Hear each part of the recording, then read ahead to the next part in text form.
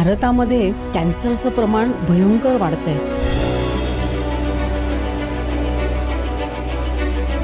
काही वर्षात जाडेपणा हा स्मोकिंगला मागे टाकेल कॅन्सरचं कारण म्हणून.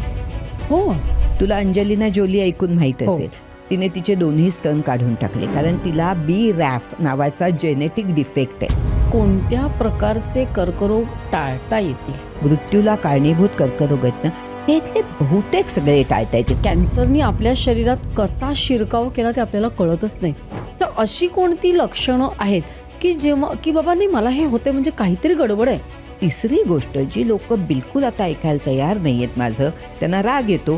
कारण एक महत्त्वाची गोष्ट मंजिरी अशी आहे की जेवढा कॅन्सर लगेच लक्षात येईल ना लवकर, तितके त्याच्यावरचे उपाय प्रभावी होतात. लगेच सुरू करता येतात. आणि किमोथेरपी म्हणजे खरोखर काय असतं? विष असतं. आणि हे विष कुणाकरता केलेलं असतं? तर पटापट वाढणाऱ्या पेशींकरता. कारण कॅन्सरच्या पेशी फार पटापट वाढतात. जे कर्करोग असतात कॅन्सर, कुठले स्त्रियांना जास्त होतात आणि कुठले पुरुषांना जास्त होतात? सगळं काही चांगलं असेल आणि काही चुकीचं नसेल तरी कर्करोग का होतो? त्यांच्यात काय होतं की नमस्कार, मी डॉक्टर मंजिरी पुराणिक. सर्व काहीमध्ये पुन्हा एकदा आपलं खूप स्वागत आहे. गेली 40 वर्ष अमेरिकेमध्ये कॅन्सरसारख्या दुर्धर रोगावर संशोधन करणाऱ्या डॉक्टर सुलोचना गवांदे आज आपल्याबरोबर आहेत. कॅन्सर कसा होतो, का होतो, त्याच्यावर प्रभावी अशी उपचार पद्धती आज कशी उपलब्ध आहे आणि त्याचबरोबर तो टाळतासुद्धा येतो, या विषयावर आम्ही खूप सविस्तर अशी चर्चा केली. प्रेक्षकांना माझी खूप कळकळीची अशी विनंती आहे की हा एपिसोड अगदी शेवटपर्यंत बघा आणि खूप साऱ्या लोकांना शेअर करा. कारण आज भारतामध्ये कॅन्सरचं प्रमाण प्रचंड प्रमाणात वाढतं आहे आणि कुठेतरी आपल्याला जागरूकता येणं फार महत्त्वाचं आहे. अजूनही सबस्क्राईब केलं नसेल तर नक्की सबस्क्राईब करा. तर चला बघूया हा एपिसोड.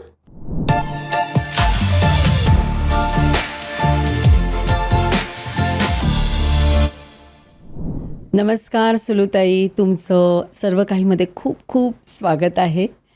आणि अगदी थोड्या दिवसाकरता तुम्ही भारतात आलात तरी अगदी आवर्जून तुम्ही आलात पॉडकास्टबद्दल. खूप खूप आभार तुमचे. आणि मला बोलावल्याबद्दल मी तुझे आभार मानते. कारण तू मी जे काम करते ते करायला मला खूप मदत करतेस. Thank you so much. तर मला असं म्हणायचं आहे की भारतामध्ये कॅन्सरचं प्रमाण भयंकर वाढतं आहे.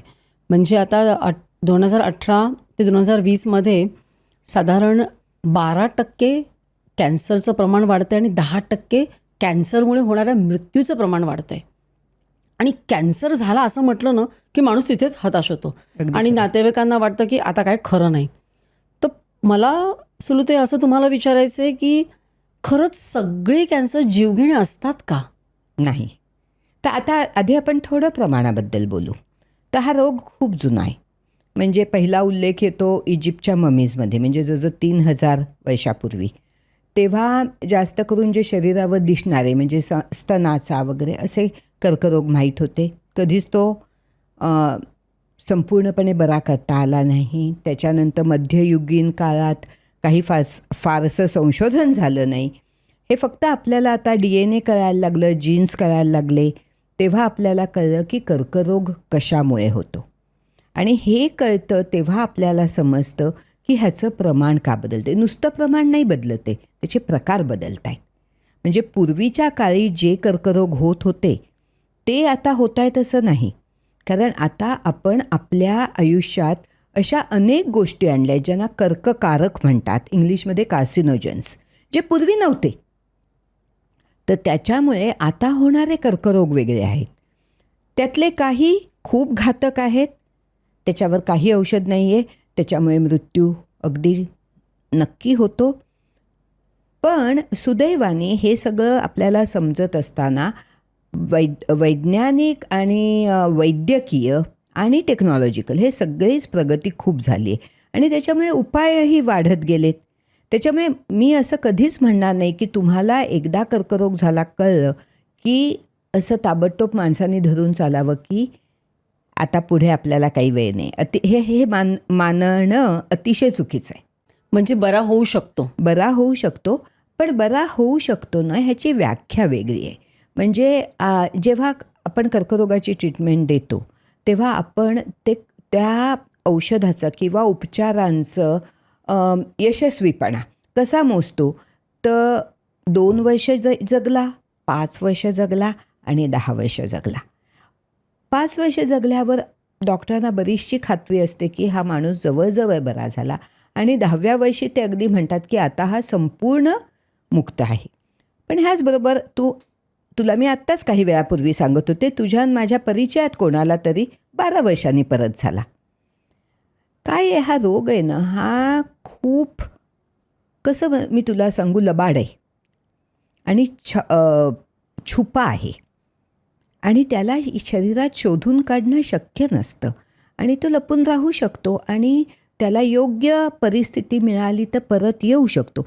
पण तरीसुद्धा जरी 12 वर्षांनी परत आला समज, तरीसुद्धा 12 वर्ष सुरेख मिळाली ना रोग नसताना. आणि म्हणून मला असं वाटतं की ज्या कुणाला हे ऐकायला येतं, तू म्हणालीस ते अगदी खरं आहे की जेव्हा एखादी व्यक्ती ऐकते की तुम्हाला कॅन्सर आहे, तेव्हाच्या ज्या भावना असतात त्या फार महाभयंकर असतात.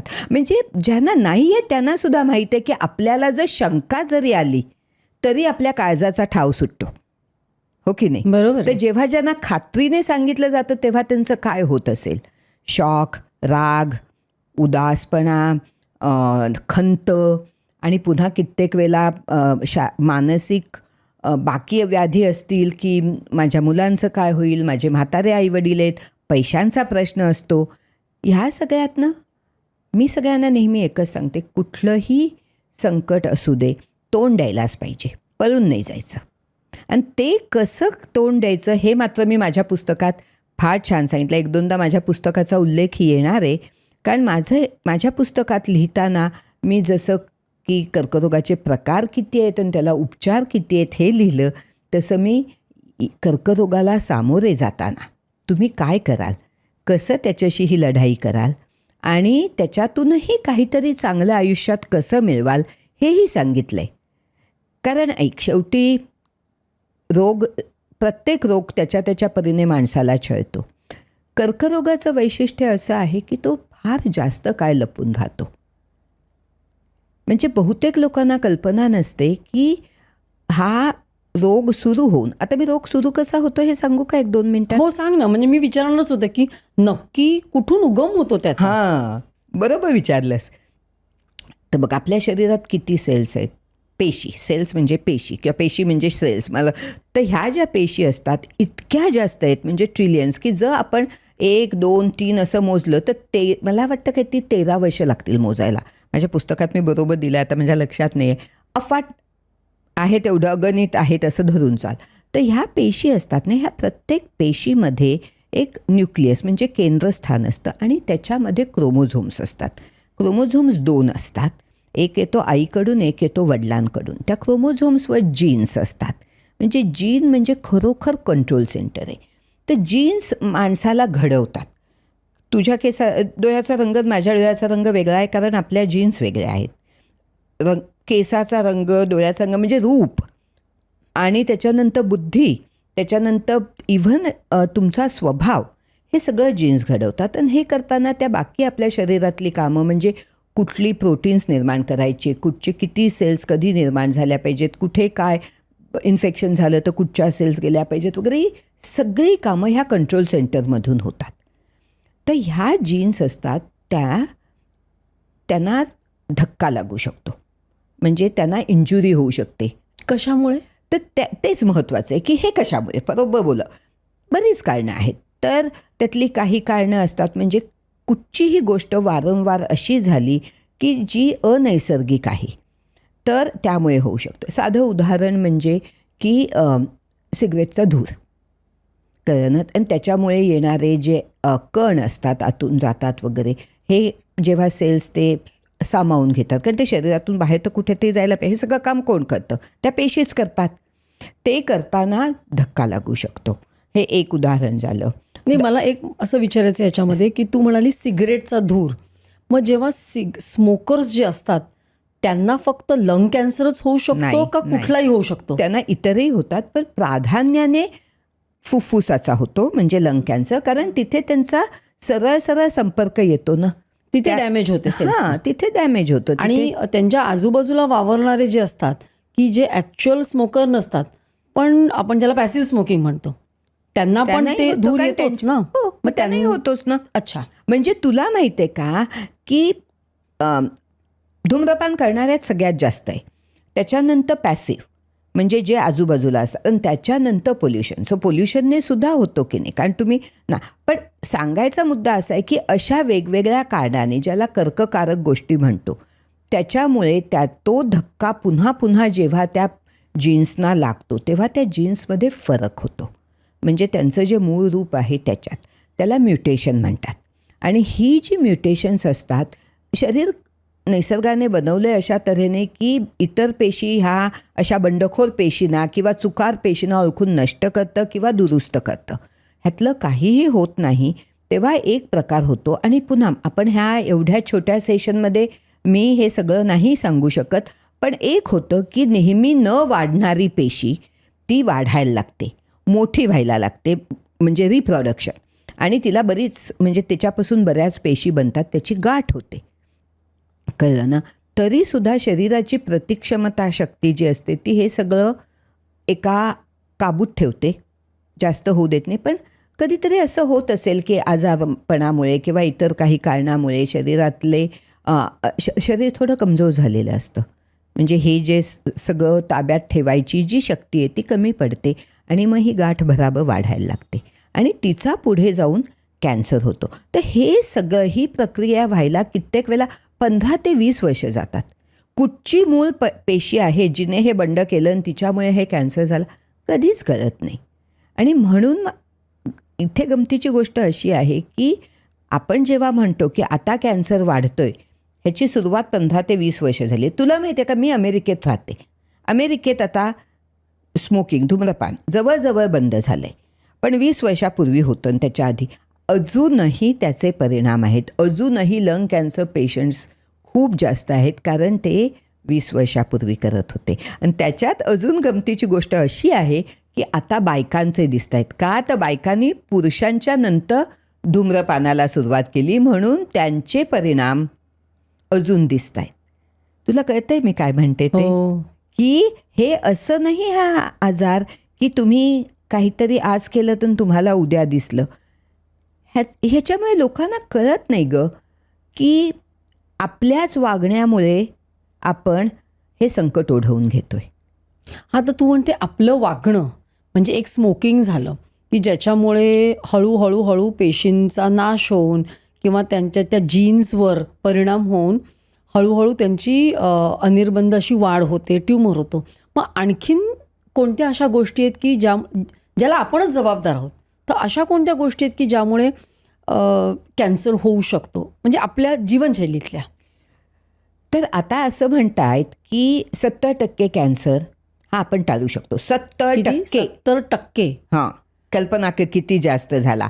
आणि फक्त 10 ते 15% कॅन्सर, टक्के म्हणजे काय कळते, 100त फक्त 10 ते 15 एवढाच फक्त तुमच्या काय म्हणतो म्हणजे तुमच्याकडे तुमच्या जीन्समधून आलेला असतो, म्हणजे आईवडिलांकडून अनुवंशिक आलेला असतो. बरोबर, एवढाच फक्त अनुवंशिक असतो.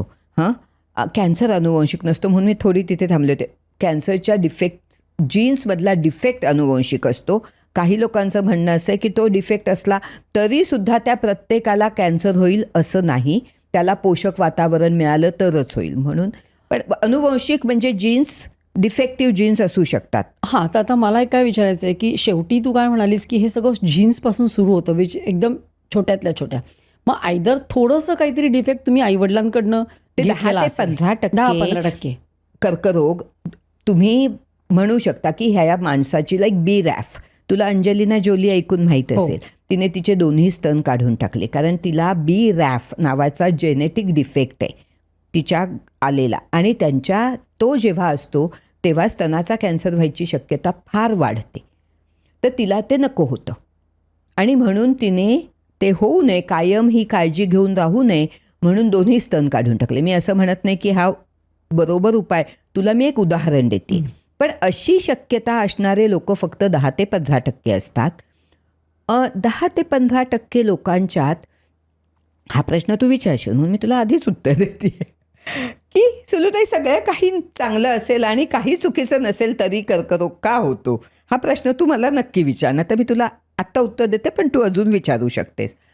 त्यांच्यात काय होतं की जेव्हा आपल्या शरीरात एवढ्या पेशी असतात आणि त्यांचं विभाजन होत असतं, कारण ज्या जुन्या पेशी मरतात त्या पुन्हा त्यांची जागा घ्यायला नवीन पेशी निर्माण करायलाच पाहिजेत. आपल्या केसाच्या असतात, तोंडाच्या असतात, आतड्याच्या असतात, रक्ताच्या असतात.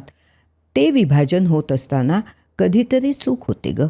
आता आपण 10 वेळेला आमटी केली तर 11व्यांदा आपली खराब होईल ना, किंवा काही तर काहीही काम, म्हणजे खूप पुन्हा पुन्हा हे तर लाखो पेशी निर्माण केल्या जात असतात, हो ना. तर ती जी स्वाभाविक चूक होते, ज्याला आपण म्हणू रँडम एरर, ही होते. ह्याला तू फक्त एकच म्हणू शकशील की दुर्दैव. म्हणजे ह्या व्यक्तीने काहीही चुकीचं केलेलं नसतं आणि तरी त्यांना कॅन्सर होतो. आणि हे असेही उदाहरणं खूप आहेत. पण उरलेल्या आपण 10 ते 15 मी तुला सांगितलं, उरलेल्या 70% लोक हा रोग स्वतःवर ओढवून घेत असतात, कळलं ना. आणि त्याची तू मला विचारलीस काय ना, बरोबर की तू विचारतेस काय करतात. सगळ्यात पहिला नंबर लागतो तंबाखूचा, कुठच्याही प्रकारे. म्हणजे तुम्ही ते गुटखा म्हणून खा, गालात ठेवून खा, तपकीर म्हणून खा, सिगरेट, विडी, इवन व्हेपिंग आमच्या इजेकडे जे चालतं, ह्या कुठल्याही प्रकाराने तंबाखू वापरली, आज जगात सगळ्यात जास्त मृत्यू कॅन्सरचे तंबाखूमुळे होतात.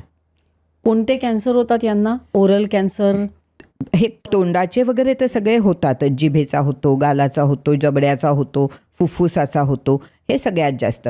लिव्हर वगैरे अशा दुसऱ्या काहीसुद्धा होतात. कारण पुन्हा तू डॉक्टर्स, तुला माहिती आहे की हे जे सगळे घातक गोष्टी आहेत त्या लिव्हरमधून आणि किडनीमधून वगैरे फिल्टर होऊन शरीरात. आता समजा तू तंबाखूच चघळत असलीस तर ती जाणार, ते सगळं काढायलाच पाहिजे ना शरीराने बाहेर.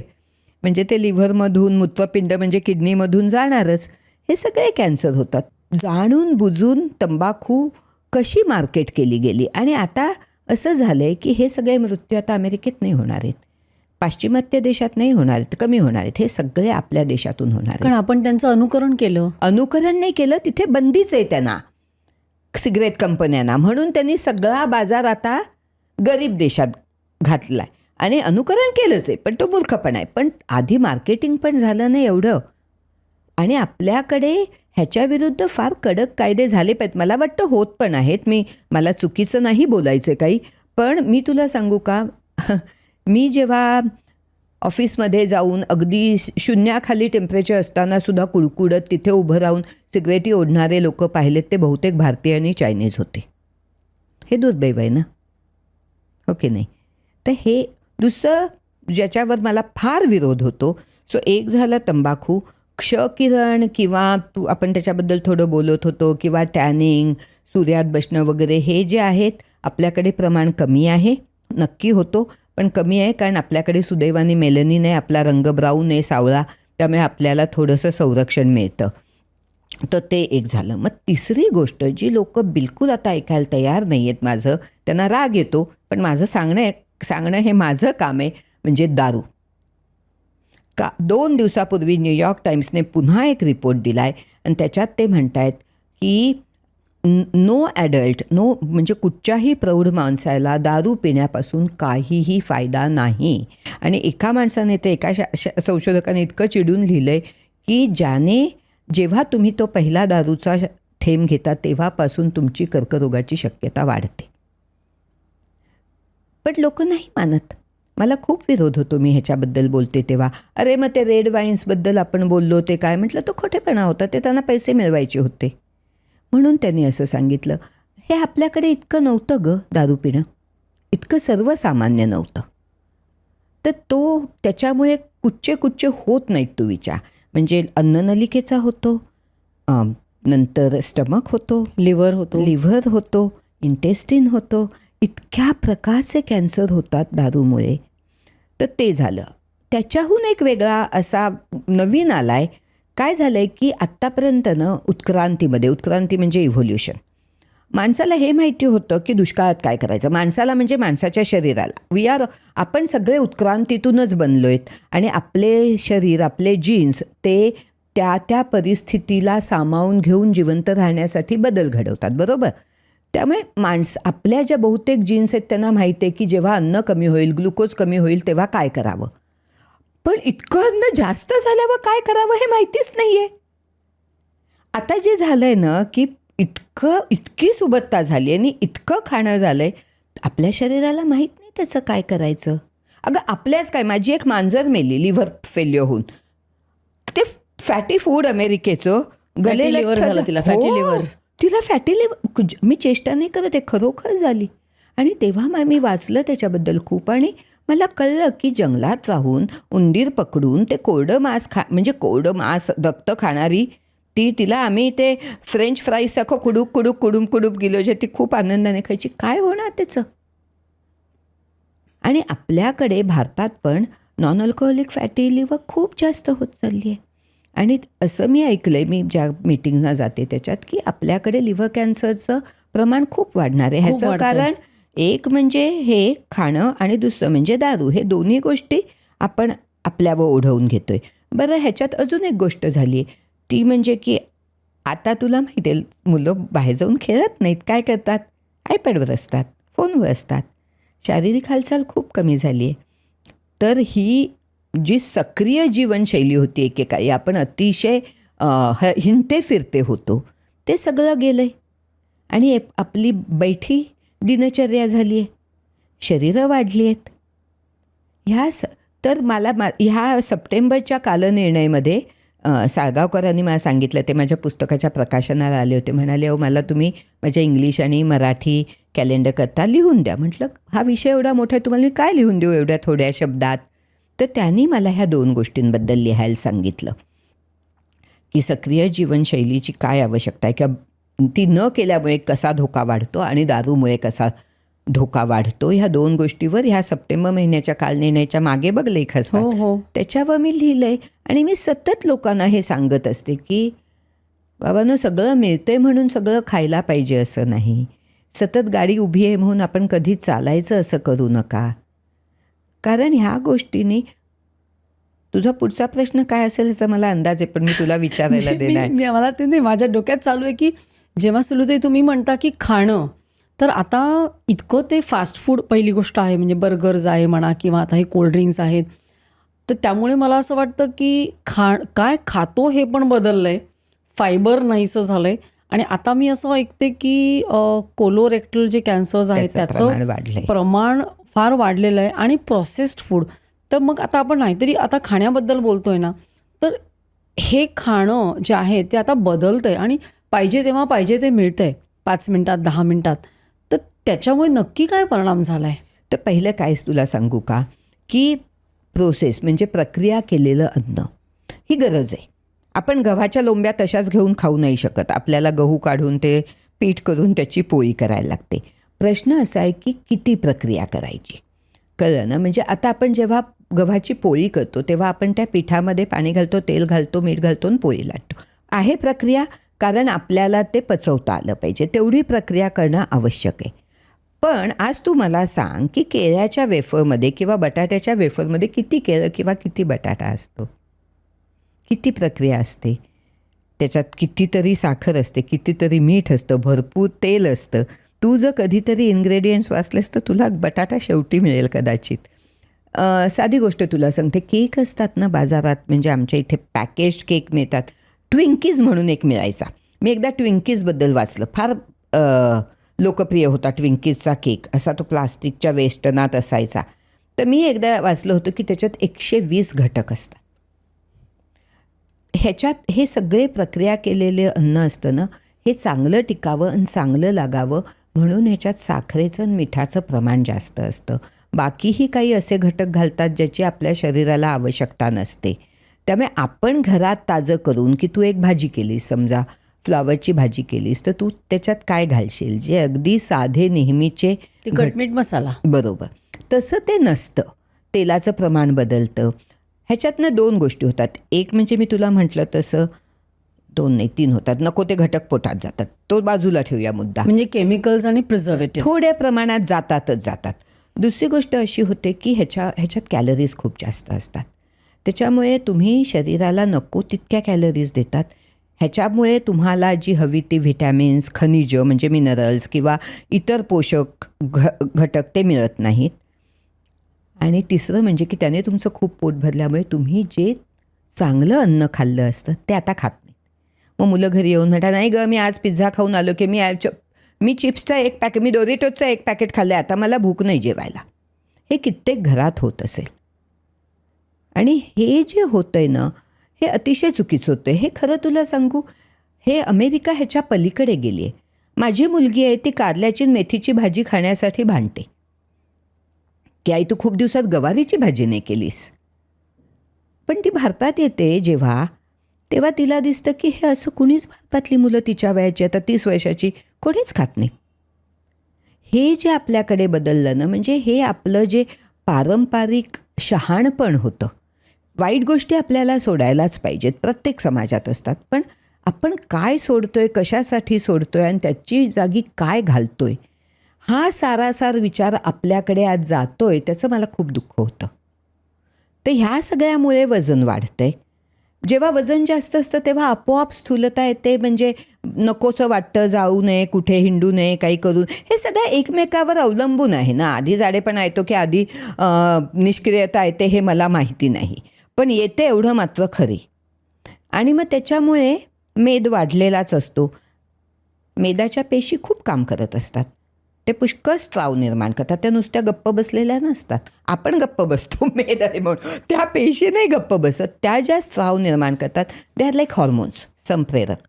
आणि म्हणून तुला आज गर्भाशयाचा कर्करोग वगैरे ह्याचं प्रमाण जे वाढलेलं दिसतंय ना, किंवा स्तनाचं सुद्धा, हे जाडेपणामुळे. सो अगदी आत्ता नुकती आलेली बातमी आहे, माझ्याकडे रेफरन्स नाही आहे, की पुढच्या काही वर्षात जाडेपणा हा स्मोकिंगला मागे टाकेल कॅन्सरचं कारण म्हणून. किती भयंकर परिस्थिती. हो, किती भयंकर परिस्थिती आहे सांग तुम्हाला. हे चांगलं नाही झालं ना. आपल्याकडे असं नको होतं व्हायला की आपल्या देशात इतक्या प्रकारचं धनधान्य होतं, पालेभाज्या होतात, नंतर काय म्हणतो डाळी होतात, किती प्रकार असतात. तर आपल्यासारख्या जर आपण अलास्कात राहत असतो तर आपल्याला खूप कमी पर्याय आहेत खायचे, बरोबर ना. पण आपल्यासारख्या देशात जिथे खाण्याची एवढी परंपरा आहे, तिथे आपण चुकीचं खाऊन कर्करोगाला आमंत्रण देतोय, ह्याचा मला खूप खेद वाटतो. मला एक सांग की कोणत्या प्रकारचे कर्करोग टाळता येतील? म्हणजे हे जे तू म्हणालीस की स्मोकिंग म्हणा, जाडेपणा म्हणा किंवा दारू म्हणा, ही तर आता लोकांनी त्याचं अंगीकारली आहे जीवनशैली. तर कोणत्या प्रकारचे कर्करोग आपल्याला टाळता येतात जे जीवनशैलीमुळे झालेले असतात चुकीचे? हे बहुतेक सगळे जे सगळ्यात मोठे मारक आहेत, मृत्यूला कारणीभूत कर्करोग आहेत ना, हे इथले बहुतेक सगळे टाळता येतील. म्हणजे ते एक लक्षात ठेव. आणि म्हणून मला असं वाटतं की लोकांनी माझं पुस्तक वाचावं. काय आहे माहिती आहे का, आपलं शरीर हे गणित नाही आहे. 2 आणि 2 4 नाही होत. आणि म्हणूनच मी तुला मगाशी म्हटलं ना की कोणतेही मला म्हणेल हे सगळं केलं तरी तो माणूस मेला, आणि हे सगळं केलं तरी हा माणूस 90 वर्ष जगला. मी कबूल करते हे असं होतं, कारण आपल्या आतल्या जीन्स नेमकं कसं काम करतायत, ज्याला आपण मराठीत म्हणतो एकेकाचा पिंड असतो. कारण ह्याच्यात 100% कुणीच सांगू शकत नाही. मग काही जण म्हणतात की नाही आम्हाला होणारच नाही, आमच्या कधी कोणाला झालं नाही. किंवा काही म्हणतात आम्हाला होणार असेल तर होणारच, कशाला मजा नाही करायची, मजा करून घ्यायची. मी त्याला एक उत्तर दिलं जे इंग्लिश म्हणजे अमेरिकेतल्या खूप लोकांनी त्याच्याबद्दल लिहिलं आहे की त्यांना आवडलं म्हणून. त्याच्यात मी आपली एक जुनी गोष्ट दिली. तुला माहिती आहे हत्ती आणि 4 आंधळ्यांची गोष्ट आहे. आणि ते एक जो शेपूट पकडतो तो म्हणतो रोपासारखा आहे, म्हणजे दोरासारखा आहे, एक म्हणतो खांबासारखा आहे वगैरे. मी त्या गोष्टीत म्हणते की कुणाला सगळा हत्ती दिसत नाही आहे, प्रत्येकजण त्याचं वर्णन वेगळं करतं आहे. आज आपण त्याच स्थितीत आहोत गं. कर्करोग हा म्युटेशन्समुळे होतो हेच आपल्याला फक्त आज 30-40 वर्ष माहिती आहे. कळलं ना. मी जेव्हा PhD करत होते तेव्हा हे माहिती नव्हतं. हे सगळं नवीन आहे आणि त्याच्यामुळे आज आपल्याला सगळी माहिती नाही. मी लोकांना काय सांगते, की हत्ती आहे. एकाने शेपूट पकडली आणि एकाने पाय पकडला म्हणून सगळ्या हत्तीचं अस्तित्व तुम्ही नाकारू नका. हत्ती आहे. तुम्हाला जे कळतंय ना त्याप्रमाणे तुम्ही सावधानता घ्या. आणि ह्याचा अर्थ असाही नाही की जगूच नका, असं बिलकुलच मी म्हणत नाही. मौज मजा करायला, चांगलं खायला प्यायला, कधीतरी झिंगायला प्रत्येकाला बहुतेक आवडत असेल, कळलं ना. पण त्याला तुम्ही मर्यादा ठेवता का? ते महत्त्वाचं आहे की तुम्ही नक्की तुमची एक जीवनशैली, म्हणजे कधीतरी तू म्हणालीस तसं कधीतरी हे सगळं करायला हरकत नाही, पण don't make it as a part of your routine की तुम्ही आपलं अनिर्बंध प्रकारे तुमचं आयुष्य जगतायत. तर मला एक सांग की तू मगाशी असं म्हणालीस की कॅन्सरनी आपल्या शरीरात कसा शिरकाव केला ते आपल्याला कळतच कधीच कळत नाही. 10-15 शिरकाव करतच नाही, आपलीच सेल बंड करते. हां, म्हणजे आपलंच पेशी. बंड करतात. तर अशी कोणती लक्षणं साधारण म्हणजे आहेत की जेव्हा की बाबा नाही मला हे होते म्हणजे काहीतरी गडबड आहे? खूप छान प्रश्न आहे, खूपच चांगला प्रश्न. तर मी पुन्हा पुस्तकाकडे जाते. मग मी एक अख्ख्या प्रकरण लिहिलं ह्याच्यावर की कुठची कॅन्सरची सर्वात महत्त्वाची लक्षणं. कारण हा प्रश्न खूप महत्त्वाचा आहे. कारण आपण न माझ्यासारखी व्यक्तीसुद्धा हातावर खूप मोठा चट्टा दिसला कुठेतरी हात आपटल्यामुळे की पहिलं आपल्या डोक्यात काय येतं, अरे हे काय झालं, मला रक्ताचा कॅन्सर, असं. ही जी आपल्याला एक अतिशय भीती असते ना, भयंकर भीती आहे. भयंकर भीती असते. आणि त्या भीतीनेच माणूस अर्धमेला होतो. हो. आणि ही दुसऱ्या कुठल्याही रोगाबद्दल आपल्याला इतकी अतिरेकी भीती वाटत नाही. तर त्याच्याकरता मी लिहिलंय की कुठची सगळ्यात जास्त महत्त्वाची कारणं ज्याच्याकडे तुम्ही दुर्लक्ष करू नये. सगळ्यात महत्त्वाचं म्हणजे कुठलीही गाठ शरीरातली. जर तुम्हाला हाताला गाठ लागली, विशेषतः मी बायकांबद्दल लिहिलं आहे की तुम्ही प्रत्येक वेळेला मासिक पाळीच्या नंतर स्वतःचे स्तन चाचपून बघत जा. जरी तुम्हाला मॅमोग्रॅम करता आला नाही तर त्याच्यातून खूप कळतं. तर कुठचीही गाठ असली तर दुर्लक्ष करू नका. तू कोलोरेक्टल कॅन्सरचं बोलली, म्हणजे आतड्याचा कॅन्सर, जो भारतात जवळजवळ अस्तित्वात नव्हता. म्हणजे मी जेव्हा काम करत होते, अमेरिकेत करत होते, तेव्हा ते भारताचं उदाहरण द्यायचे की इथे हा आतड्याचा कर्करोग होत नाही, ज्याचं प्रमाण वाढत चाललं आहे. तर त्याच्याकरता म्हणजे की संडासच्या सवयीत बदल होत आहेत का, रक्त दिसतंय का, तसं झालं तर दुर्लक्ष करू नका. मग तिसरी गोष्ट म्हणजे वारंवार, मुळात तुला सांगू का की आपलं शरीर आपल्याला माहिती असतं. त्याच्यात काहीतरी, आता समज की मला कधीच काही ताप वगैरे येत नाही आणि मला अचानक ताप यायला लागला आणि तो एक दिवस क्रोसिनने गेला, मग पुन्हा 2 दिवसांनी आला, मग पुन्हा थकवा वाटायला लागला. मी लगेच त्याच्याकडे, जे काही तुमच्या प्रकृतीला सोडून होतं आणि वारंवार होतं तेव्हा तुम्ही त्याच्याकडे दुर्लक्ष करायचं नाही. अजून एक थकवा म्हणजे रक्ताच्या कॅन्सरमध्ये पण होतो किंवा शरीरावर चट्टे येतात, तो एक अतिशय महत्त्वाचा आहे. बायकांना कारण नसताना अंगावर रक्त जाणं, तो एक असतो. वजन अचानक कमी, त्याची तुला माहिती आहे, मी एक गोष्ट लिहिली आहे, मार्क म्हणून माझ्या मित्राची अमेरिकेतल्या, आणि त्याला अन्ननलिकेचा अतिशय वाईट कर्करोग होऊन तो खूप पटकन मरतो. पण त्याला वाटतं की किती छान आहे, माझं वजन कमी होतंय. बहुतेकांना असंच वाटतं, कारण हल्ली जो तो वजन कमी करायच्या मागे धावलेला असतो. पण कारणाशिवाय वजन कमी होणं हे चांगलं लक्षण नाही. जेव्हा ते भूक मंदावते किंवा कुठेही काही जास्त दुखायला लागलं, रात्री घाम येतो, ही सगळी लक्षणं मी पुस्तकात लिहिली आहे. पुन्हा ह्या लक्षणांनी तुम्हाला कर्करोग होतो हे सिद्ध होत नाही, त्याच्याकरता तपासण्या करायलाच लागतात. पण या वॉर्निंग साईन्स आहेत. पण मी सांगते की ह्यांच्याकडे दुर्लक्ष करू नका. आणि मुलांच्या बाबतीतल्या पण मी लिहिल्या आहेत, कारण मुलांच्या बाबतीत पालक खूप घाबरतात. तर मुलं आता सारखीच आजारी पडतात ग. पावसात भिजून आले, ताप आला, अरबट सरबट खाल्लं, ओकाऱ्या झाल्या, म्हणजे काय लगेच त्यांना कर्करोग झाला असं नाही समजायचं. पण पुन्हा जर तुमचा मुलगा वारंवार सातत्याने आजारी पडायला लागला आणि तो नव्हता आधी, तर मग लक्ष दिलं पाहिजे की ह्याला काय होतं आहे.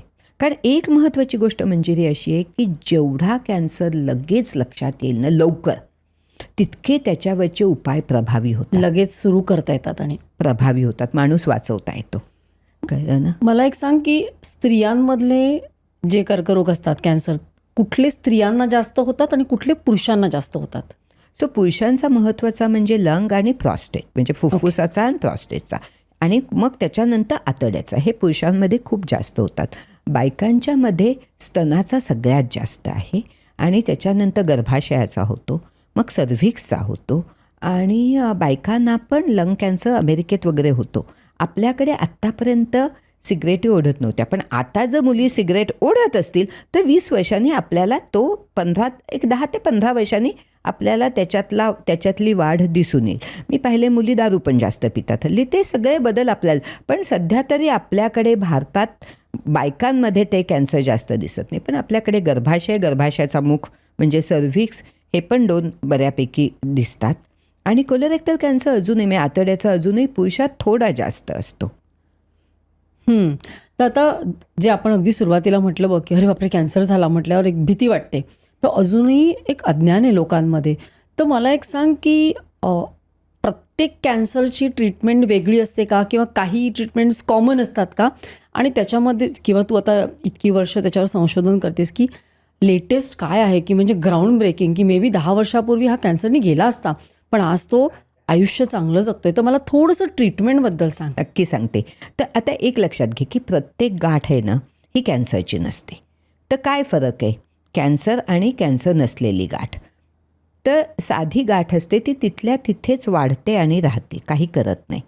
कॅन्सरची गाठ असते त्या पेशींना रक्तातून नाही तर लिम्फ म्हणून आपल्या शरीरात जे द्रव्य असतं त्याच्यातून सगळं शरीरभर जाता येतं.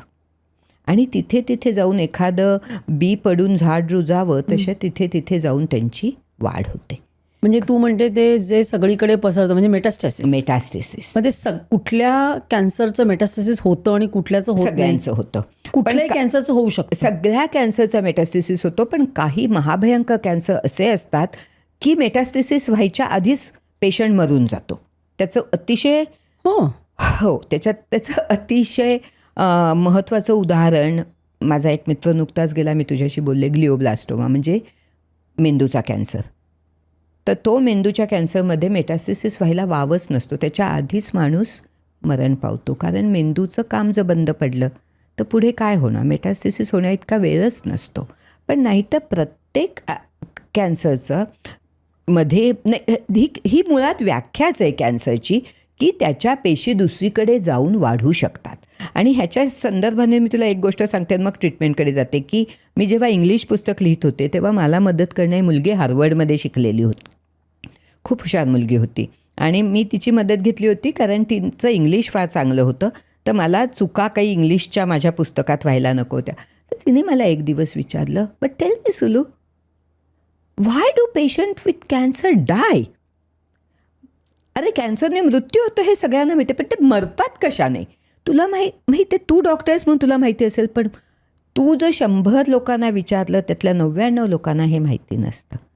तर होतं काय की ह्या मेटास्टेसिसमुळे त्या इंद्रियात म्हणजे ऑर्गनमध्ये जाऊन फेल्युअर होतं, पेशी जेवून वाढतात तेव्हा त्यातलं कुठलं ना कुठलं ते इंद्रिय बंद पडतं आणि माणूस मरतो. हे लोकांना माहिती नसतं की शेवटी मृत्यू होतो कशाने. आणि कधी कधी मी एक बघितलं की सगळ्यात पहिले मेटास्टॅसिस दिसतात अगदी आणि मग त्याचं ते ओरिजिन म्हणजे स्पेशली लंगमध्ये मेटास्टॅसिस झाले तर त्याचं प्रायमरी शोधायला लागतं प्रोस्टेटमध्ये वगैरे. अगदी खरंय. कारण मी तुला सांगितलं ना की हा रोग आहे ना, ह्या पेशी इतक्या शांतपणे वाढत असतात आणि त्या लक्षात यायला ती गाठ कमीत कमी 1 सेंटीमीटरची लागते. तेव्हा त्याच्यामध्ये लाखो पेशी असतात 1 सेंटीमीटरच्या गाठीत आणि त्यातल्या काही सुटलेल्या पण असतात आणि आजूबाजूला पसरलेल्या असतात. तर मग आता तू म्हणालीस की कसे उपचार करायचे. अतिशय पटकन लक्षात आली गाठ, जे स्तनाच्या कॅन्सरच्या ब्रेस्ट कॅन्सरच्या बाबतीत खूप वेळा होतं, तर ती गाठ संपूर्ण काढून टाकायची. जर ती व्यवस्थित एकसंध गाठ असेल आणि ती काढून टाकली ना तर पुढे त्या पेशी पसरून इतर कुठे जायची शक्यता खूप कमी होते. तरीसुद्धा डॉक्टर काळजी घेतात. मग ते काय काळजी घेतात तर तू अजून एक प्रश्न विचारला होतास की सगळ्या कॅन्सरना एकच ट्रीटमेंट देतात का? तर त्याच्याबद्दल मला 1 सेकंद बोलून दे. आजतागत 200 प्रकारचे कॅन्सर तरी माहिती आहेत, इतके जास्त आहेत. तू स्तनाचा कॅन्सर जरी म्हटलंस ना, breast cancer, they are all not the same. त्यांचे एक प्रकार नसतात, त्याच्यामध्ये खूप प्रकार असतात, पेशींप्रमाणे असतात. आणि त्या पेशींच्या गुणधर्म म्हणजे काय तर hormone positive, HER2 negative, BRAF positive, हे अल्फाबेट सूप आहे सगळं. पण हे आम्हाला माहिती आहे काय ह्याचा अर्थ काय आहे. तर हे जे सगळं आम्ही त्या पेशींच्या रिसेप्टर्सून आणि त्यांच्या गुणधर्म तपासून ठरवतो, ह्याप्रमाणे कॅन्सरचे प्रकार ठरवले जातात. त्यामुळे सगळे कॅन्सर एकसारखे नसतात. पण तो कुठलाही असू दे, कर्करोग, जर ती गाठ एकसंध असली तर ती सगळी ऑपरेशन करून शस्त्रक्रिया करून काढायची. कळलं ना? हा झाला एक उपाय. मग दुसरा उपाय म्हणजे किमोथेरपी. किमो म्हणजे केमिकल थेरपी म्हणजे उपचार. किमोथेरपी खूप छान, मी ह्याचं पण वर्णन दिलं आहे की ही कशी शोधली गेली. तर किमोथेरपी म्हणजे खरोखर काय असतं, विष असतं. आणि हे विष कुणाकरता केलेलं असतं, तर पटापट वाढणाऱ्या पेशींकरता. कारण कॅन्सरच्या पेशी फार पटापट वाढतात, भराभर. आणि म्हणून अशी अपेक्षा असते की हे विष रक्तातून दिलेलं त्या पेशी घेतील आणि मरतील. पण त्याचबरोबर शरीरात इतर पटापट वाढणाऱ्या पेशी असतात. तोंडाचं आतलं स्तर, केस, रक्तातल्या पेशी. आणि म्हणून जे आपण ज्याला साईड इफेक्ट्स म्हणतो, दुष्परिणाम, ते सगळे त्याच्यामुळे होतात. केस गळतात की त्या सगळ्या पेशी मरायला लागतात पटापट आणि त्याचे अतिशय वाईट दुष्परिणाम दिसतात. तर किमोथेरपीचा अतिशय महत्त्वाचा भाग असा आहे की ती रक्तामुळे प्रत्येक पेशीपर्यंत ते औषध पोचतं. आणि त्याच्यामुळे जर शस्त्रक्रियेतून काही पेशी निसटल्या असतील तर असं वाटतं की ह्या किमोथेरपीच्या तडाख्यातून त्या सुटणार नाहीत आणि त्यांना पकडलं जाईल.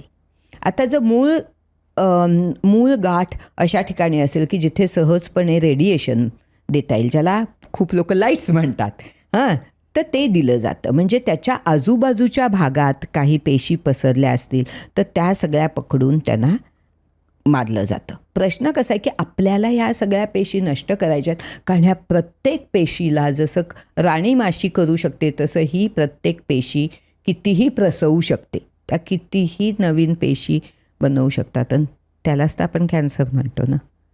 त्यामुळे त्यांना धरून मारायचं, पण एक पेशी शोधायची कशी एक एक. तर म्हणून रेडिएशन ही झाली.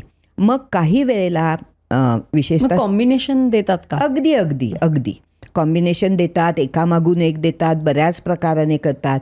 मग हॉर्मोन थेरपी प्रॉस्टेट किंवा ब्रेस्ट किंवा अशा म्हणजे ज्यांना हॉर्मोन्सशी संबंधित असलेल्या इंद्रियांना दिली जाते आणि खूप यशस्वी होते. नक्की वाच तू माझ्या पुस्तकात, मला वाटतं तू वाचलेस की कसा शोध लागला हॉर्मोन थेरपीचा, खूप इंटरेस्टिंग आहे. ते दिलं जातं. तुला आठवत असेल एखाद वेळेस खूप पूर्वी जेव्हा स्तनाचा कॅन्सर व्हायचा तेव्हा गर्भाशय ओव्हरीज काढून टाकायचे. आता ते काढायची गरज पडत नाही, कारण हॉर्मोनचा तो इफेक्ट थांबवणारी औषधं आपल्याकडे आहेत. पण ते असतं. मग हे 4 झाल्यानंतर अतिशय महत्त्वाचं म्हणजे आता टार्गेटेड थेरपी. तर टार्गेटेड थेरपी म्हणजे काय, तर किमोथेरपी आपण अगदी आंधळेपणाने देतो की असेल तिथे. टार्गेटेड थेरपी कशी सुरू झाली तर DNA हे सगळं समजायच्या आधी काही लोक CML, क्रॉनिक मायलॉइड ल्युकेमिया, अशा एका रोगाच्या पेशींकडे बघत होते. आणि त्यांना असं दिसलं की त्याच्या एका पेशीवरती त्यांना एक क्रोमोझोमवरती काहीतरी बदल दिसला आणि ते फिलाडेल्फिया शहरात होते म्हणून त्यांनी त्याला फिलाडेल्फिया क्रोमोझोम नाव दिलं. ते बाजूला राहिलं. 30-40 वर्ष कोणी काही पाहिलं नाही. मग नंतर लक्षात आलं की हे सगळं DNA आणि म्युटेशन म्हणजे जीनमधले बदल. तेव्हा त्यांच्या लक्षात आलं की ह्या बदलामुळे जे प्रथिन म्हणजे प्रोटीन निर्माण होतं आहे ते फक्त ह्या पेशींना, कॅन्सर पेशींनाच त्याची गरज आहे, बाकी कोणाला नाही. मग एका अत्यंत हुशार डॉक्टरला असं वाटलं की आपण हा नळ बंद करूया. हे प्रथिनचं निर्माण जर बंद केलं ते ह्या पेशींना हवं येते तर काय होईल. किती म्हणजे तू विचार कर की ह्याच्यामागे सगळ्या केवढं सायन्स असतं, ह्याच्याही पलीकडे आपण गेलो आहेत. पण तर असो, त्याने ते प्रयत्न केले आणि त्याने असं औषध काढलं की ज्याच्यामुळे हे फिलाडेल्फिया क्रोमोझोम बंद होईल. त्याच्यामुळे होणार BCL वगैरे. मी त्याच्यात मला खूप डीप ह्याच्यात जायचं नाही आहे सायन्समध्ये. पण पूर्वी कसं व्हायचं, मी स्वतः ल्युकेमिया काम केलं आहे. जेव्हा मी PhD केलं तेव्हा CML हा जो रोग आहे ल्युकेमिया, तर त्याचे लोक साधारण त्यांची 5 वर्षात एक 12-15% लोक जिवंत राहायचे. कारण ते CMLचं ॲक्यूट होतं, म्हणजे खूप भराभर वाढायला लागतात. क्रॉनिक म्हणजे हळूहळू, ॲक्यूट म्हणजे भराभर होऊन त्याला ब्लास्ट क्रायसिस होऊन ते शेवटी मरायचे. आणि तर हा डॉक्टर आहे, ह्याने ठरवलं की आपण हे औषध तयार केलं, ह्याची एक क्लिनिकल ट्रायल करूया, चाचणी. आणि गंमत अशी की एकही माणूस मेला नाही आणि सगळे अगदी मरायला टेकलेलेच घ्यावे लागतात आम्हाला. कोणीच मेलं नाही. आणि आज अशी गंमत आहे की कुणीच CMLने मरत नाही. हे औषध इतकं प्रभावी ठरलं की त्याला आम्ही चमत्कार म्हणतो. कळलं ना. आणि हे जेव्हा हा डेटा जेव्हा सॅन फ्रान्सिस्कोत त्यांनी सादर केला तेव्हा मी त्या मीटिंगमध्ये होते. आणि तू कल्पना करू शकत नाही की काय झालं असेल लोकांचं. त्याच्याबद्दलचा लेख पण लोकांनी जरूर वाचावा असं मला वाटतं. खूप स्फूर्तिदायक आहे. आणि मला छान काय वाटलं की मी जे इंग्लिशमध्ये पुस्तक केलं ना, तर हे औषध नोव्हार्टिसने केलं. आणि मी काही काळ नोव्हार्टिसमध्ये काम केलं होतं. तर नोव्हार्टिसमध्ये या प्रोग्रॅमचे जे हेड होते, मेडिकल डिरेक्टर, त्यांनी माझं पुस्तक वाचलं. ते बरेच वयस्कर आहेत, आता 75च्या पुढचे असतील. आणि त्यांनी त्यातली ईमेल शोधून मला लिहिलं की तू फार चांगलं पुस्तक लिहिलं, हे तू फार चांगलं काम करतेस. आणि मी ग्लिव्हेकचं प्रकरण, ह्या औषधाचं नाव ग्लिव्हेक आहे, खूप बारकाईने वाचलं. आणि तू सायन्स आणि भावना यांची फार सांगड चांगली घातली आहेस. खूपच छान. आणि आता मी तिथूनच तो एक हे पकडते की सायन्स आणि भावना. तर एकदा ते डायग्नोसिस झालं की आता कॅन्सर झाला आहे, की पहिले भावनांचा कल्लोळ होतो. अगदी खरं. जसं आपण म्हटलं की तो माणूस अर्धमेला होतो. मग अशा वेळेला त्याच्या नातेवाईकांनी, म्हणजे आता किमोथेरपी चालू असतं, केस गळलेले असतात, तो तर नैराश्यातच जातो, बाहेर जाता येत नाही कुठे. मग अशा वेळेला त्यांनी आणि त्याच्या जे नातेवाईकांनी त्यांनी धीर कसा राखायचा? सो तेच असतं ना की तुम्हाला जर कळत असेल की तुम्हाला काय होतंय आणि कुठे जाणार आहात. मी नेहमी असं म्हणते की ज्ञानाने सामर्थ्य मिळतं. अंधारात बसून उद्या काय होणार आहे हे कळत नसेल, आपलाच हे घे ना, जर आपल्याला रात्री दिवे आपण लावले नाही, चाच पडत राहिलो, तर आपलं काय होईल? दिवे लावले आणि कळलं की ठीक आहे बाबा, इथे काच फुटली, इथे गोंधळ झाला, काय झालं समज वादळानंतर, आपण म्हणतो ठीक आहे, आम्हाला निदान कळलं आहे काय झालं, जे होईल ते आपण करू शकू. ज्ञानाने आपल्याला सामर्थ्य मिळतं. ज्ञान हे उजेडासारखं आहे. आणि त्यात दुःख नाही का होत? नक्की होतं. पण शेवटी बहुतेक माणसं मी जी पाहिली, कारण मी फार लहानपणापासून कॅन्सरवर काम केलं. मी 19 वर्षाची होते, टाटाला गेले तेव्हा. आणि मी पाहिलं आहे की अगदी सामान्य लोकांनासुद्धा खूप धैर्य येऊ शकतं. पण त्यांना तुम्ही काय होतं, खूप वेळेला लोक लपवून ठेवतात, संपूर्ण सांगतच नाहीत. आता आपण उपचारांबद्दल बोलत होतो ना, तर तू दुसरा प्रश्न विचार. मला उपचार मी नंतर पुरे करेन, 2 सांगायचे आहेत मला टार्गेटेड नंतर. पण माझ्याकडे अमेरिकेत एक कामाला बाई आहे, गेली 10 वर्ष येते, गोरी बाई आहे, माझ्या मोठी आहे 70ची वगैरे, पण ते लोक फार मजबूतून काम करणारे असतात. तर माझ्याकडे जेव्हा पुस्तकाच्या रफ कॉपी ॲमेझॉनहून आल्या तेव्हा तिने एक उचलून नेलं. आणि मग नंतर काही आठवड्यांनी तिच्या स्तनात ब्रेस्टमध्ये तिला गाठ वाटली. ती लगेच गेली तिथे डॉक्टरकडे वगैरे. तर ते म्हणाले स्टेज 1 कॅन्सर वाटतोय. तर मीच तिला एका ट्रीटमेंटच्या वेळेला घेऊन गेले होते. तिचं आउट पेशंट करून ते काढलं, तिला थोडी किमो रेडिएशन दिलं. मी तिला विचारलं, पॅट तू घाबरली आहेस का, तुला भीती तुला माहिती आहे तिने मला काय सांगितलं? नाही सुलू, मी तुझं पुस्तक वाचलं होतं, so I knew what to expect. आणि त्या बाईने, जी मेडचं काम करते, 5 पुस्तकं घेऊन तिच्याबरोबरच्या लोकांना दिली की हे वाचा, म्हणजे तुम्हाला अंधारात काहीतरी आपण चाचपडतोय असं वाटणार नाही, निदान काहीतरी एक दिशा येईल. आणि मला असं वाटलं की हे मला मिळालेलं सगळ्यात मोठं प्रशस्तीपत्रक होतं. तर तू जे म्हणतेस ना की कसं करायचं, तोंड द्यायलाच पाहिजे ना. कारण हे बघ, प्रत्येकाला शेवटी कशाने तरी आपण सगळेच जाणार असतो. कधी अचानक होतं तेव्हा तर आपण काय करतो, किती आपण अशा दुर्दैवी गोष्टी ऐकतो. रँडी पॉश आहेत, ते काय म्हणाले की ह्या रोगाने निदान मला थोडा काळ तरी दिला. ते 50 वर्षाचे पण नव्हते, त्यांना फक्त 50 व्हायचं होतं. आणि अत्यंत ब्रिलियंट प्रोफेसर, कम्प्युटरमध्ये त्यांनी क्रांती केली होती. तर त्यांनी सांगितलं की ह्या रोगाने मला थोडा वेळ दिला, मी माझ्या मुलांची सोय करू शकलो, मी काही स्वतःचे व्यवहार पूर्ण करू शकलो, काही जीवनाबद्दल विचार करू शकलो. मला जर ट्रकने धडक दिली असती तर ह्यातलं काय झालं असतं. शेवटी असं आहे ना गं मंजिरी, की आपण आयुष्याकडे कसं बघायचं ते आपण ठरवायचं की तुम्ही कसं जाल. संकट आहे का? नक्कीच आहे. आणि जो त्याच्यातून जातो त्यालाच त्याचा त्रास माहिती असतो. पण आपण हे करू शकतो, माणसाकडे हिंमत असते, असा माझा तरी अनुभव आहे. बरोबर आहे. आणि पॉझिटिव्हिटीमुळे बरंच काही साध्य होऊ शकतं, नाही का? अगदी पॉझिटिव्ह राहिलं की आपल्याला मार्ग पण दिसतो आणि सकारात्मकता येते. आणि हा कॅन्सर हा वाढणारा रोग आहे, त्याच्याशी लढा द्यायचा तर तो अशाच उपायांनी देता येतो. बाकीचे अजून 2 ट्रीटमेंट उपचार दोन मी तुला सांगू पुढचे. सो टार्गेटेड थेरपीचं हे ग्लिव्हेक आहे ना, तेवढं यश दुसऱ्या ह्यांना नाही मिळालं. म्हणजे टार्गेटेड म्हणजे काय, तर ते जे म्युटेशन, तो जो बदल आहे तो ओळखून त्याच्या विरुद्ध औषध करायचं, त्याला लक्ष्य थेरपी, ते लक्ष्य करायचं. पण बाकीचे नाही तेवढे यशस्वी झाले, कारण CML हा रोग असा होता की त्याच्यात एकच म्युटेशन होतं, एकच बदल झाला होता. बाकी वेळेला ह्या पेशी इतक्या हुशार असतात की समोरचा रस्ता बंद झाला हायवे तर त्या मागच्या रस्त्याने वाढतात. कळलं ना? तर तेवढं, पण तरीसुद्धा आज खूप टार्गेटेड थेरपी उपलब्ध आहेत, त्यांचा उपयोग होतो. पण मी जेव्हा म्हणते की इतका यशस्वी नाही झाला म्हणजे CMLमध्ये संपूर्ण बरा होतो, तेवढं नाही झालं. मग ते होत असताना अजून एक ट्रीटमेंट किंवा उपचार पद्धती आली आहे, जिचं तुम्ही खूप नाव ऐकत असाल, कारण सध्या ती सगळ्यात पुढे, ती म्हणजे इम्युन थेरपी किंवा प्रतिक्षमता. तू मगाशी बोलता बोलता पटकन बोललीस की कोणीतरी असतो त्याला औषध दिलं आणि तो बरीच वर्ष जगतो. तर आमचे जे प्रेसिडेंट कार्टर होते तेव्हाही खूप वयस्कर होते, 80मध्ये, आणि त्यांना अतिशय वाईट त्वचेचा कॅन्सर झाला, ज्याला मेलेनोमा म्हणतात, आणि त्याला मेटास्टिसिस झाला होता, पसरला होता. त्यांना 2015मध्ये इम्युन थेरपी म्हणजे प्रतिक्षमता थेरपीचं औषध दिलं. ते आजही 9 वर्षांनी जिवंत आहेत. विचार कर.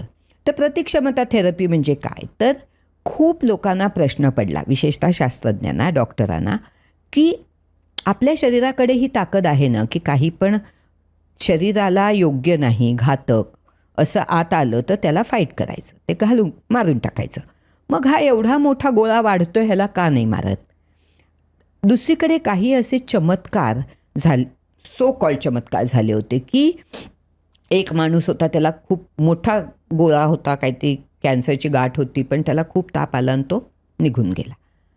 तर पण हे कळत नव्हतं, म्हणजे मागे पुढे करत त्यांना कळत नव्हतं की हे जे आहे शरीराची शक्ती, तिचा काही उपयोग करता येईल का कॅन्सरच्या विरुद्ध, पण मार्ग मिळत नव्हता. जेव्हा टेक्नॉलॉजी पुढे पुढे गेली तेव्हा मग लक्षात आलं की 2 गोष्टी होतात. एक म्हणजे कॅन्सरच्या पेशी स्वतःभोवती एक कवच निर्माण करतात. मग त्या ज्या मारणाऱ्या पेशी असतात त्या पेशीने जास्त करून टी म्हणजे टायगर, टी सेल्स असतात रक्तामधल्या, त्या टी सेल्सना ओळखता येत नाही, किंवा ते त्याला काहीतरी असे रिसेप्टर्स बनवतात की त्यांना विरोध करतात. तर हे लक्षात आल्यानंतर आता जी औषधं आहेत ना, त्या औषधांनी पुष्कळ क्रांती केली आहे, कारण ती औषधं आता सरळ त्या पेशींपर्यंत जाऊन ते आवरण आहे, कवच आहे, ते भेदून त्यांना मारू शकतात. ही झाली प्रतिक्षमता थेरपी. 1-2 व्हॅक्सिन पण आहेत आपल्याकडे. HPV तुला नक्की माहिती असेल, मुलींकरता आहे. नंतर डिटेक्शनमध्ये म्हणशील तर मॅमोग्रॅम आहे, कोलोनोस्कोपी आहे, जे भारतात नसलं तरीसुद्धा साधं म्हणजे रक्त आहे का आपल्या फिसिसमध्ये म्हणजे संडासात किंवा पॅप्समियर, हे सगळं स्तन आपल्याला तपासता येतात बायकांना. पॅप्समियरचं खूप खूप मोठं काम आहे. हे सगळे जिथे उपलब्ध आहेत लोकांनी वापरायला पाहिजे. शेवटचं एक मी तुला सांगते, जी आत्ता सगळ्यात म्हणजे सगळ्यात प्रगत उपचार आहेत, त्याला म्हणतात CAR-T therapy. CAR-T therapy. T म्हणजे त्या टी सेल्स करता. ह्याच्यात काय झालं, पुन्हा फिलाडेल्फियाच आहे जिथे मी काम केलं आहे, UPennला. तर एक 10-12 वर्षापूर्वी ह्या शास्त्रज्ञांनी आणि डॉक्टरांनी काय केलं की त्या मुलगी होती, तिला अतिशय वाईट ल्युकेमिया होता आणि ती अगदी म्हणजे तिच्या बाबतीत काही फारशी आशा नव्हती.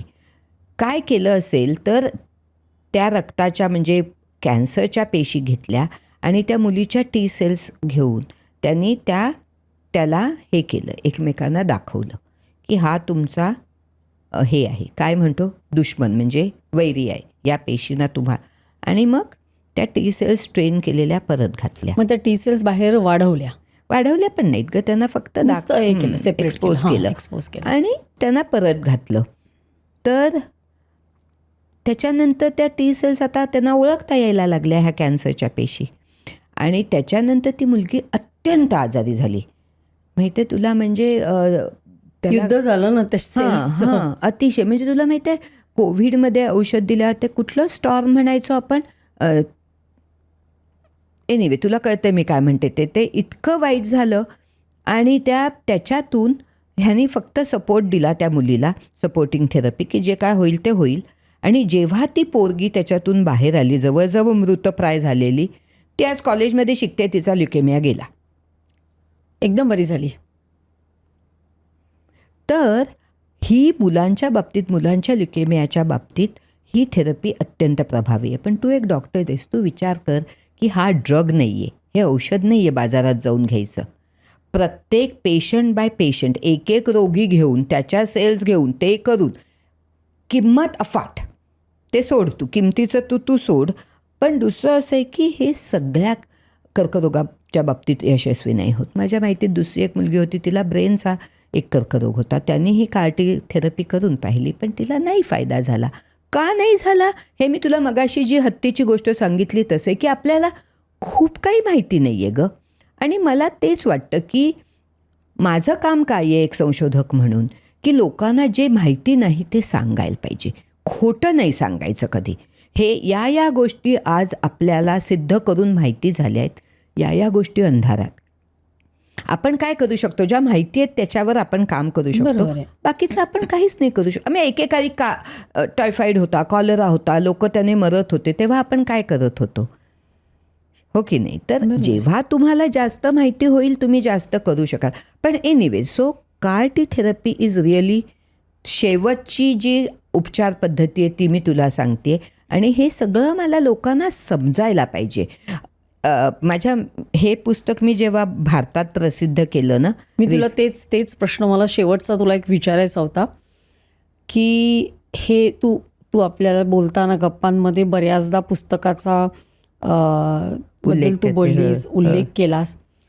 तू हे पुस्तक लिहिलंयस, पण या रोगाचा आवाका एवढा आहे आणि लोकांमध्ये अजूनही अज्ञान एवढं आहे की तू हे पुस्तक लिहिण्यामागचा तुझा हेतू जो आहे तो साध्य तुमचा झाला का? झाला आणि नाही झाला. कारण मोजायचं कसं सांग तू मला. आता मी काही ठिकाणी गेले मोठ्या मंचावर, तिथे मला लाखो लोकांनी माझं ऐकलं, निदान 1,00,000 लोकांनी ऐकलं. मी जिथे म्हणजे आमच्याकडे आम्ही छोट्या लायब्ररीत वगैरे जाऊनसुद्धा मी बोलते. मला असं वाटतं की काही लोकांना जरी त्याच्यातून अशी स्फूर्ती मिळाली की आम्ही आमची आयुष्य पद्धती बदलू, तर मला वाटतं मला काहीतरी मिळालं. ज्यांना रोग आहे त्यांना त्या रोगाला सामना द्यायची हिंमत मिळाली, तर मला वाटतं मी काहीतरी मिळवलं. आणि बाकी काही नसेल तरी लोकांनी, म्हणजे जे सुदैवी लोक आहेत, ज्यांना काहीही या रोगाबद्दल जाणून घ्यायची गरज नाही आहे, पण तरी त्यांनी वाचलं, तर त्यांना आपलं शरीर किती गुंतागुंतीचं आहे ना, आपण काय किती प्रमाणात आपण पुढे आलो आहेत, आपण केवढे सतत प्रयत्न करत असतो स्वतःचं शरीर समजून घ्यायचं, ते वाचणं म्हणजे एखाद्या कादंबरी वाचण्यासारखं आहे.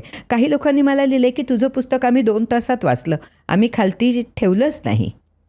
तर मला वाटतं की त्या सगळ्या गोष्टींचा फायदा व्हावा अशी मला खरोखर ह्याच्या पलीकडे, मी लोकांना सांगते तुम्ही त्या पुस्तकावरचं माझं नाव काढून टाकलं तरी काही नाही, पण हे जाणून घ्या. कारण जेवढं आपल्याला माहिती असतं तेवढं आपण स्वतःचं संरक्षण चांगल्या प्रकारे करू शकतो. आणि हे फक्त म्हणजे तू पण आई आहेस वगैरे, तुला कळेल मी काय बोलते, की हे फक्त स्वतःचं संरक्षण नाही आहे. एखाद्या बाईने तिच्या मुलांना काय खायला द्यायचं किंवा तिच्या नातवांना काय सवयी लावायच्या, त्याची कारणं इथे त्यांना मिळतील.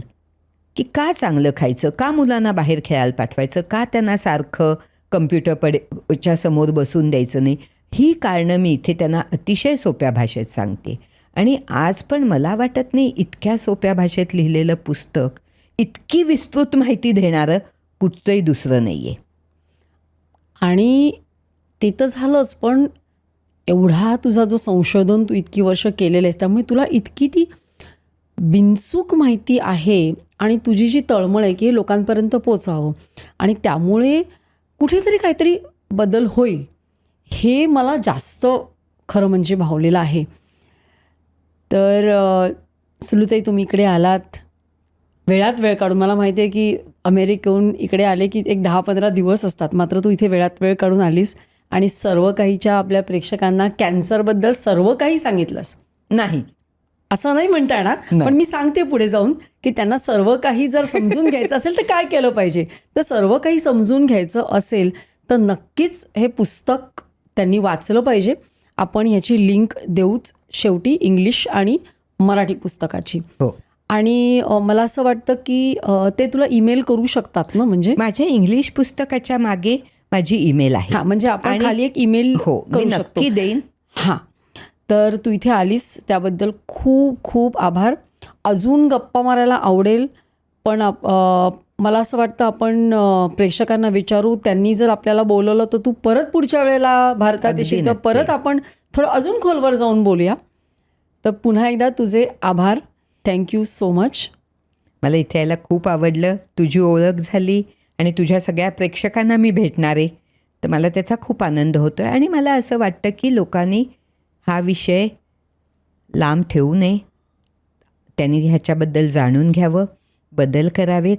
माझा देश आहे हा, इकडच्या लोकांना आरोग्य मिळावं, चांगले जगावं अशी माझी इच्छा आहे. तर तू मला हे करायला दिल्याबद्दल तुझे आभार. Thank you so much. थँक्यू. तर प्रेक्षक हो, सुलूताईंचा या कॅन्सर या क्षेत्रातला जो एक सखोल अभ्यास आहे, त्यांचा एवढा वर्षांचा प्रदीर्घ अनुभव आहे आणि त्यांनी ज्या अतिशय सहज आणि सोप्या भाषेत जी आपल्याला एक शास्त्रशुद्ध माहिती दिली आहे, त्यामुळे आपल्या ज्ञानात तर भर पडलीच आहे.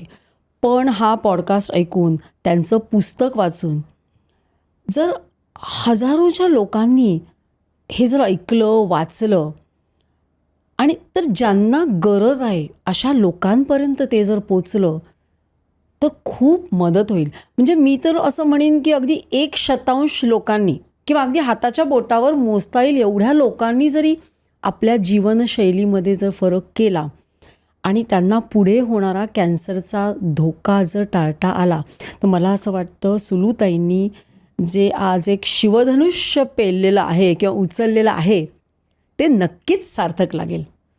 हा एपिसोड फार महत्त्वाचा आहे.